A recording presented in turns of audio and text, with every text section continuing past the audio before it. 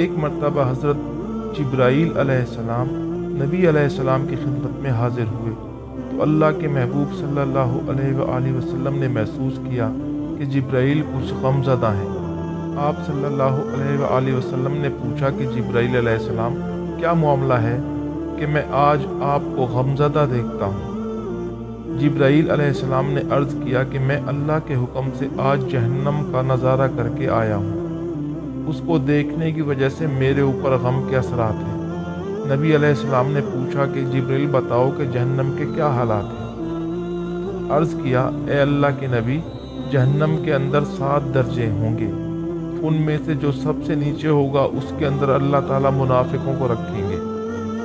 اس کے اوپر والے یعنی 6 درجے میں اللہ تعالیٰ مشرک لوگوں کو ڈالیں گے۔ اس سے اوپر 5ویں درجے میں اللہ تعالیٰ آتش پرست لوگوں کو ڈالیں گے۔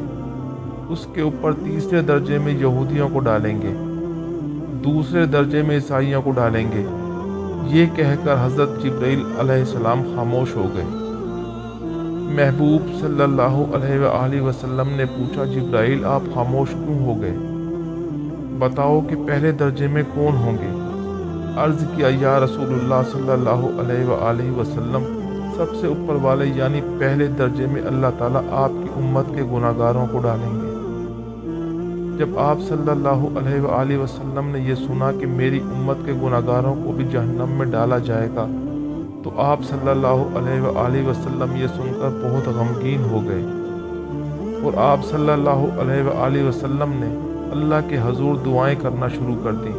کتابوں میں لکھا ہے کہ 3 دن ایسے گزرے کہ اللہ تعالیٰ کے محبوب صلی اللہ علیہ وآلہ وسلم مسجد میں نماز پڑھنے کے لیے تشریف لاتے، نماز پڑھ کر حجرے میں تشریف لے جاتے اور حجرہ بند کر لیتے۔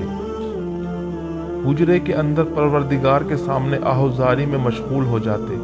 صحابہ کرام حیران ہوتے کہ نبی علیہ السلام پر کیا خاص کیفیت ہے کہ کسی سے بات چیت بھی نہیں کرتے اور نماز پڑھنے کے بعد حجرے میں تنہائی اختیار فرما لیتے ہیں، گھر میں بھی تشریف نہیں لے جا رہے ہیں، یہ کیا معاملہ ہے؟ جب تیسرا دن ہوا تو سیدنا ابو بکر صدیق رضی اللہ تعالی عنہ سے برداشت نہ ہو سکا اور وہ آپ صلی اللہ علیہ وآلہ وسلم کے حجر مبارک کے دروازے پر تشریف لائے اور دستک دی اور کہا السلام علیکم لبیک یا رسول اللہ، یعنی اللہ کے محبوب صلی اللہ علیہ وآلہ وسلم میں حاضر ہوں، لیکن اندر سے کوئی جواب نہ ملا تو حضرت ابو بکر صدیق واپس چلے گئے اور انہوں نے روتے ہوئے جا کر عمر بن خطاب سے کہا عمر، نبی علیہ السلام نے اس وقت میرے سلام کا جواب عطا نہیں فرمایا، لہٰذا آپ جائیں، ممکن ہے آپ کو سلام کا جواب مل جائے۔ چنانچہ حضرت عمر حجرہ مبارک کے دروازے پر آئے، انہوں نے بھی اونچی آواز سے 3 مرتبہ سلام کیا مگر نبی علیہ السلام کی طرف سے جواب کی آواز نہ آئی۔ چنانچہ وہ بھی واپس چلے گئے۔ چنانچہ وہ بھی یہی سمجھے کہ ابھی دروازہ کھولنے کی اجازت نہیں ہے، لہٰذا وہ بھی واپس تشریف لے گئے۔ واپسی پر ان کی ملاقات حضرت سلمان فارسی سے ہوئی۔ حضرت عمر بن خطاب نے ان سے کہا سلمان، آپ کے بارے میں نبی علیہ السلام نے ارشاد فرمایا سلمان تو میرے اہل بیت میں ہے، اس لیے آپ جائیں، ہو سکتا ہے کہ آپ کی وجہ سے اللہ تعالیٰ دروازہ کھلنے کا سبب بنا دیں۔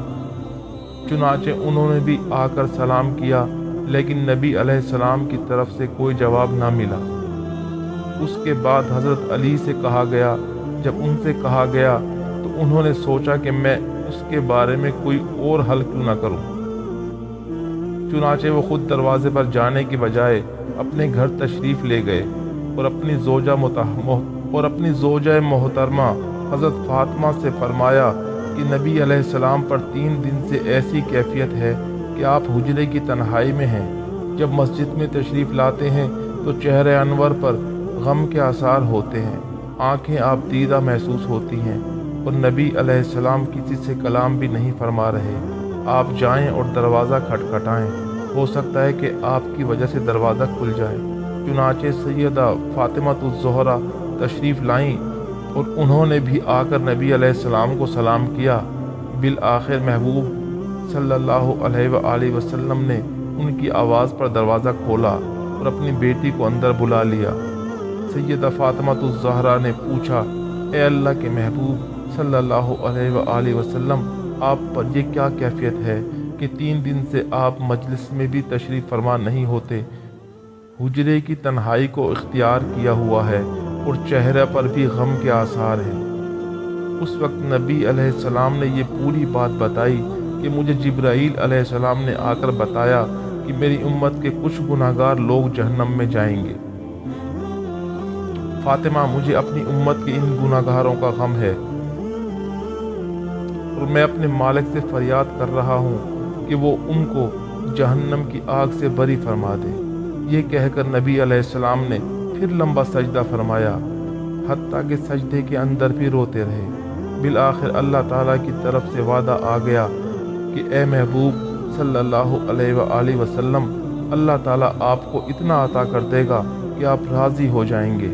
चुनांचे नबी अलैहिस्सलाम ने इरशाद फरमाया कि अल्लाह ताला ने मुझसे वादा कर लिया है, लिहाजा वो क़यामत के दिन मुझे राज़ी करेगा और मैं उस वक्त तक राज़ी नहीं होऊंगा जब तक मेरा आखिरी उम्मती भी जन्नत में नहीं चला जाएगा। सुभान अल्लाह। इसके बाद आप सल्लल्लाहु अलैहि वसल्लम बाहर तशरीफ़ लाए। सुभान अल्लाह। कुर्बान जाऊँ अपने आका सल्लल्लाहु अलैहि वसल्लम पर कि उन्हें अपनी उम्मत की यानी हमारी कितनी फ़िक्र थी, मगर हम क्या कर रहे हैं। अल्लाह पाक हम सबको अपने नबी के रास्ते पर चलने की तौफीक अता फरमाए ताकि क़यामत के दिन हमें अपने आका सल्लल्लाहु अलैहि वसल्लम के सामने शर्मिंदा ना होना पड़े। आमीन सुम आमीन।